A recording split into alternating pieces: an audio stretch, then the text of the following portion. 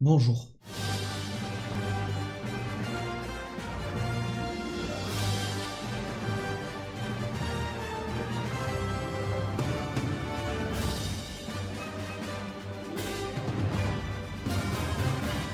Encore une de ces vidéos où j'ai énormément de retard. Je crois que la partie 1 est sortie en octobre, peut-être en novembre, mais c'était dans ces eaux-là. Aujourd'hui, je sors enfin la partie 2 de la tier list des personnages du jeu Overwatch. Et pour cette deuxième et dernière partie, on va s'intéresser à tous les personnages de type DPS du jeu. Aujourd'hui, on s'intéresse à tous ces petits personnages. Il y en a au total 13 ou 14. Et il y a aussi le personnage de Echo, qui est le dernier personnage à être sorti sur le jeu. Donc on va pouvoir en parler un petit peu, même si je n'ai pas trop joué ce personnage. Mais d'abord, commençons par un des deux frères Shimada, Hanzo.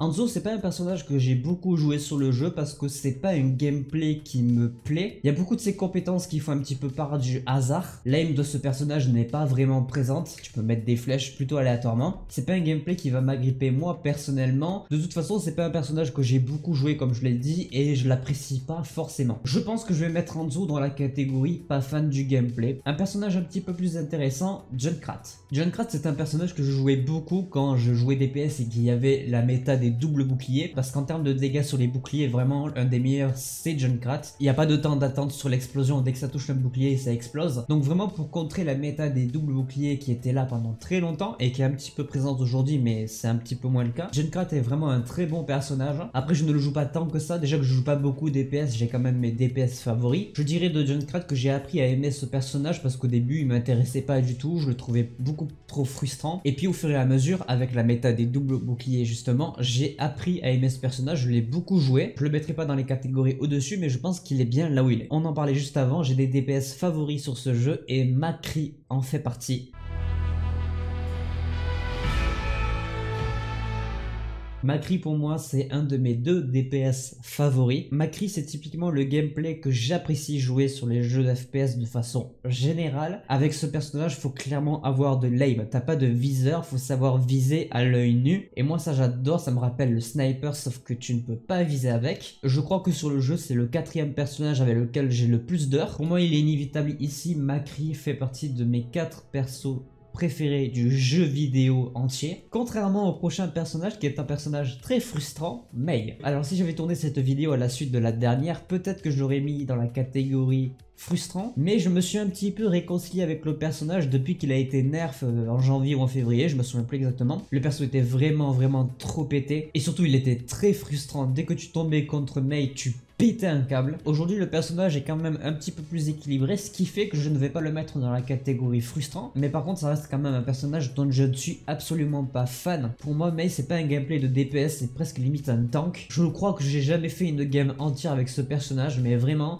je ne suis pas du tout fan du gameplay de Mei, mais au moins ils l'ont nerf et ça c'est cool, je ne rajoute plus contre elle. Alors Pharah clairement il n'y a aucun doute, catégorie quand est-ce que vous nerfez ce putain de personnage qui a deux doigts d'être vraiment très frustrant pour moi, tout simplement parce qu'en tant que main tank sur le jeu, Pharah elle est insupportable à gérer. Quand je joue Diva ou Reinhardt, c'est pratiquement impossible d'avancer avec une Pharah en face, et alors à côté de ça, quand t'as 90% de tes teammates qui ne savent pas jouer, c'est insupportable, tes chances de victoire sont minimes et en plus de ça tu ne prends aucun fun sur le jeu. Et je pense que le personnage a besoin d'un nerf depuis que Echo est sorti, puisque là ça fait deux personnages volants qui font énormément de dégâts, et que si t'as pas un McCree ou une hache dans ta team pour gérer cette Pharah, tu vas passer un mauvais quart d'heure. C'est inévitable pour moi, ce personnage doit être nerfé. Parlons du dernier personnage qui va aller dans la catégorie du quatuor infernal préféré, Reaper.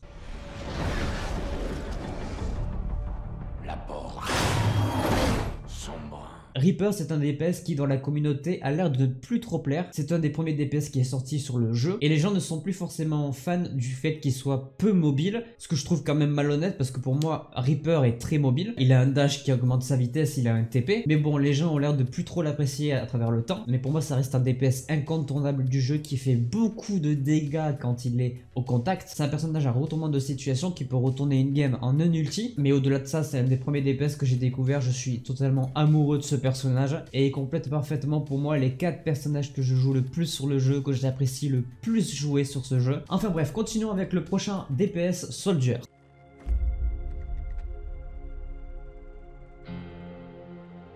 Not anymore.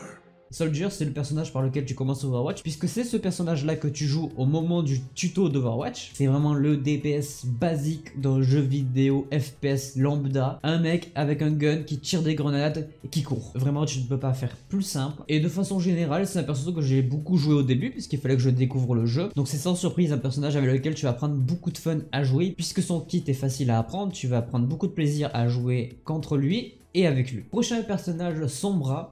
C'était pas censé être le système de sécurité le plus fiable de la planète? Sombra pour moi c'est un personnage que j'ai appris à aimer dans le temps. C'est un personnage qui est relativement difficile à jouer, mais pourtant ça peut être un personnage à la fois très fun à jouer, mais très frustrant quand tu joues contre lui. J'ai eu l'occasion de le jouer quelques fois, c'est quand même un personnage qui peut être à la source d'un retournement de situation, mais voilà, il n'empêche que j'aime bien son gameplay, donc je le mets dans cette catégorie. Symmetra. Alors Symmetra je la compare beaucoup à Mei. C'est pas un personnage que j'ai trouvé frustrant, mais je la déteste autant que je déteste Mei, et de façon générale j'aime pas du tout son gameplay, ses tourelles elles cassent les couilles à tout le monde. Je ne vais pas en parler plus que ça, c'est pas un personnage que j'aime du tout. Et là enfin, on va inaugurer la catégorie ce personnage est plus frustrant que l'année 2020, Genji.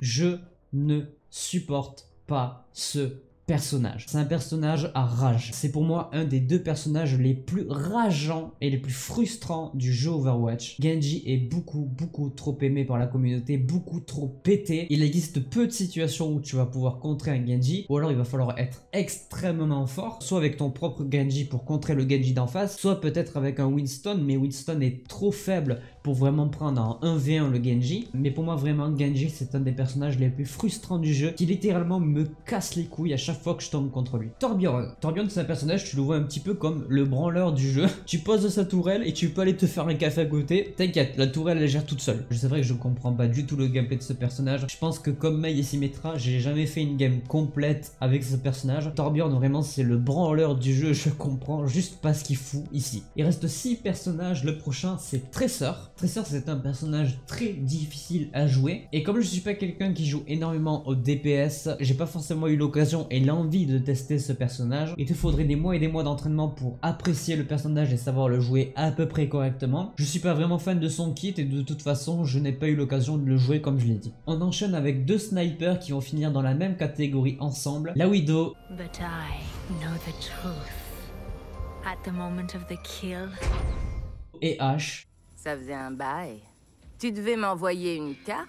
La Widow qui est le sniper du jeu, qui était un de mes personnages préférés quand j'ai commencé Overwatch, mais au fil du temps je me suis quand même beaucoup plus attaché à Macri et Reaper, c'est pour ça qu'ils sont dans le quatuor. Et après t'as Ash qui est pour moi le mélange parfait de la Fatale et de Macri. T'as un mini viseur qui fait sniper et qui à la fois nécessite beaucoup d'aim comme Macri. Deux personnages que j'aime beaucoup jouer, même si aujourd'hui j'aimerais plus la hache à mon avis, tout simplement parce qu'elle a un kit vraiment très fun à jouer. Avec la dynamite et le bob vraiment tu peux faire le café. Mais pour moi avec ces deux personnages tu peux prendre un maximum de fun sur le jeu. Il m'arrive encore de les jouer très régulièrement et en général je m'amuse plutôt bien. On l'a inauguré tout à l'heure, la catégorie frustration. On va maintenant la clôturer avec ce personnage, Bastion. Et je ne vais m'arrêter qu'à une seule phrase. Qu'est-ce que Bastion fait sur le jeu Overwatch? C'est tout ce que j'aurai à dire sur ce personnage qui n'a rien à foutre ici. Avant-dernier personnage, Doomfist. Doomfist pour moi c'est un petit peu pareil que Tracer. Il faut beaucoup de mois d'entraînement pour apprécier et bien jouer ce personnage. Et pareil que pour Tracer, j'ai pas eu l'occasion de le tester plus que ça. Et de façon générale, je ne suis pas extrêmement fan de son gameplay. Et enfin, dernier personnage, Echo. Echo, le deuxième personnage volant du jeu avec Pharah, qui est quand même beaucoup moins pété que Pharah, mais qui reste quand même très fort. Je pense qu'elle a l'ulti le plus pété du jeu. Avec une Echo, tu peux copier une Tracer et avoir 4 bombes, ce qui est énorme. C'est pas un personnage que j'ai eu l'occasion de beaucoup jouer, mais quand il est sorti, j'ai quand même train un petit peu le perso. Et je dirais quand même que si j'ai un peu de mal à jouer ce personnage, j'ai appris à l'aimer, j'ai appris à jouer avec. C'est quand même un personnage à retournement des situations. Tu peux copier un Reinhardt et avoir 2 KD et foutre le bordel. Ça reste un personnage très fort, mais un petit peu comme Sombra et Junkrat, je ne vais les jouer que très peu, mais je vais plus ou moins quand même passer un bon moment. On en a donc fini avec cette tier list. Vous avez sur ma gauche tous les personnages qui sont classés maintenant. Évidemment, le plus intéressant, ce sont mes 4 personnages préférés qui sont pour moi les meilleurs personnages du jeu. Chopper, Diva, Macri et Reaper. Et évidemment, la deuxième catégorie la plus intéressante, vous vous en doutez, c'est les personnages les plus frustrants enfants, il y en a quand même 2 avec Genji et Bastion. J'espère que ces 2 vidéos tier list sur le jeu Overwatch vous auront plu. N'hésitez pas à laisser un petit pouce bleu si c'est le cas. N'hésitez pas à vous abonner, à activer la cloche pour ne pas manquer les prochaines vidéos. Moi je vous dis à samedi évidemment pour la vidéo réaction et analyse au premier épisode de la série Le Faucon et le Soldat de l'Hiver. En attendant, portez-vous bien, c'était votre Captain. Ciao.